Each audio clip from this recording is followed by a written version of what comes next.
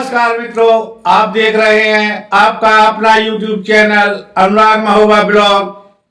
हमारे इस चैनल पर धार्मिक और सामाजिक ज्ञान की बातें ही बताई जाती हैं, आपको पौराणिक कथाओं से अवगत कराते हैं। तो मित्रों, अगर आज आप इस चैनल पर नए आए हैं तो इस चैनल को जरूर सब्सक्राइब कर लें।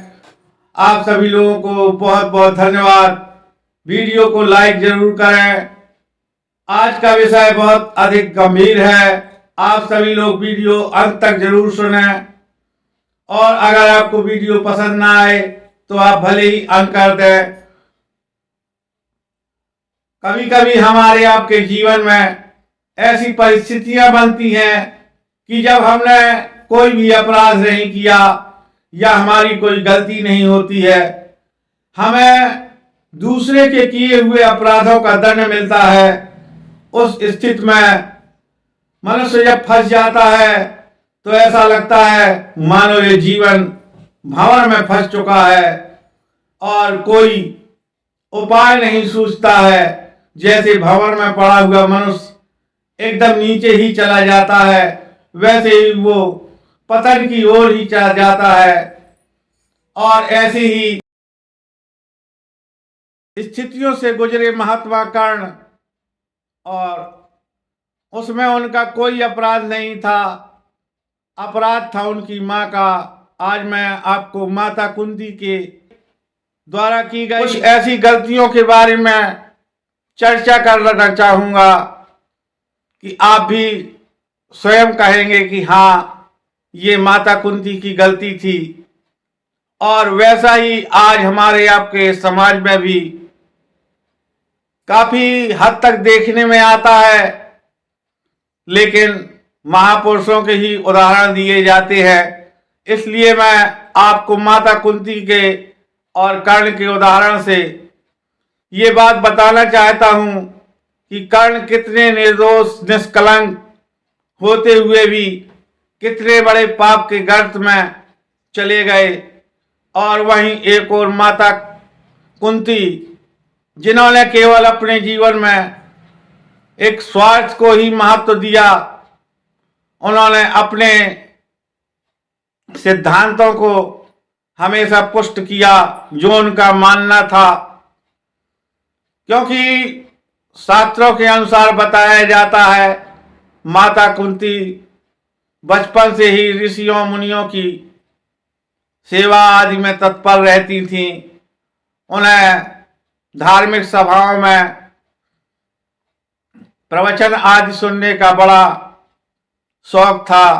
और जो व्यक्ति इतना गंभीर हो चुका है कि जो धार्मिक सभाओं में जाने लगे, ऋषियों मुनियों के संग में रहे, तो क्या वो किसी भी मंत्र की शक्ति के ऊपर अविश्वास करेगा? मेरा मानना तो ऐसा है कि कदापि नहीं। उन्होंने एक बाल जिज्ञासा कहें या अपना एक मनोरंजन का विषय समझा, ऋषि की बात को उन्होंने माना या नहीं माना, लेकिन उन्होंने सूर्यदेव का आवाहन किया। और ये आवाहन के बाद भगवान सूर्यदेव ने एक पुत्र की प्राप्ति का वरदान दिया। तो निश्चित ही अगर वो इतनी छोटी थी तो ये बात राजमहल में भी गई होगी, बहुत सारे लोगों को पता चला होगा।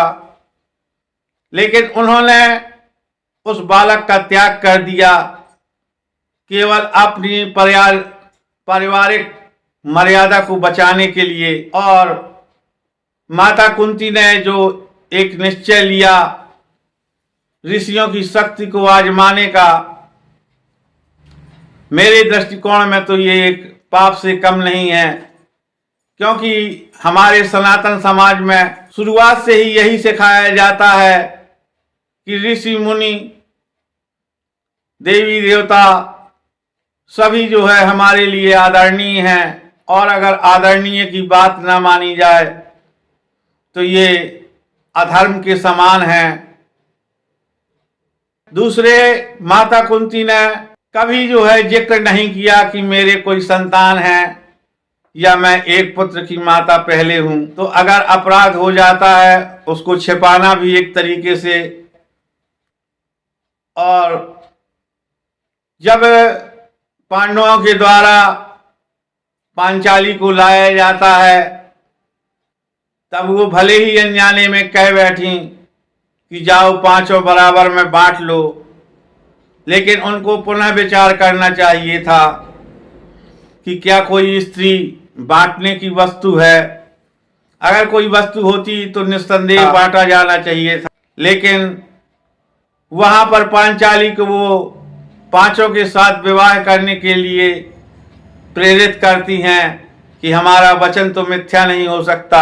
तो एक वचन के लिए किसी का जीवन कलंकित कर दिया, उसे कितने प्रकार की यातनाओं से गुजरना पड़ा, क्या क्या अपशब्द सुनने पड़े सामाजिक।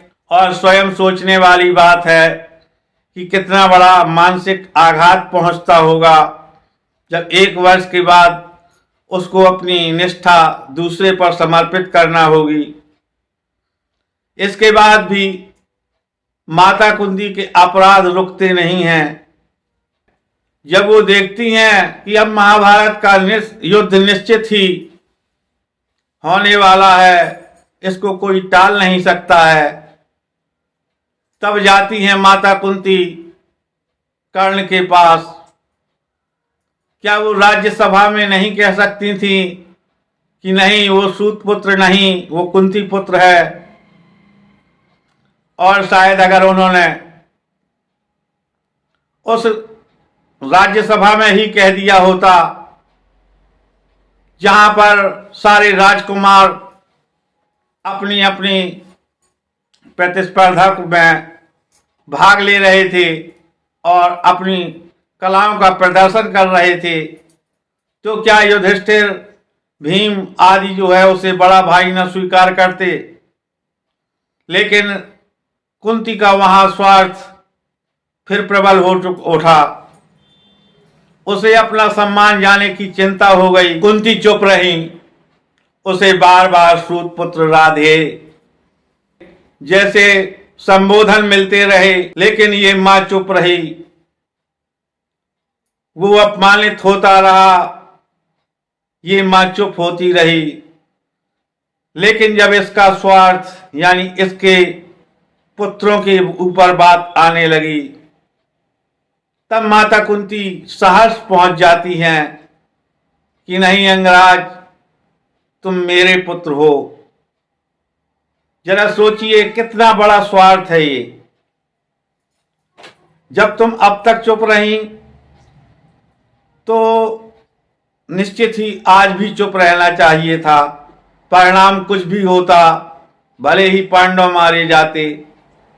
जब धर्म युद्ध था तो निश्चित ही पांडव तो जीतते, क्योंकि भगवान श्री कृष्ण ने उनकी जीत निश्चित कर रखी थी।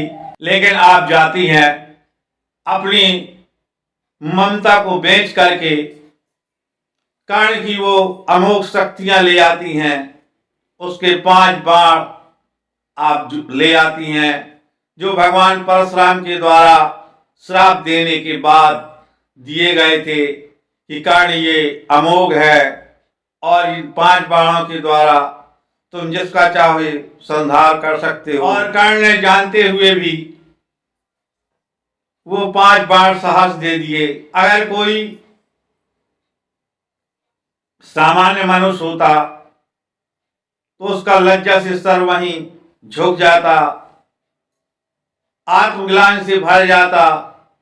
लेकिन माता कुंती ने फिर भी ऐसा नहीं किया और अंत तक, यहां तक कि कर्ण की मृत्यु हो जाती है, माता कुंती के सीने में ये राज दफन रहता है। तो मित्रों, आप स्वयं विचार करके बताइएगा।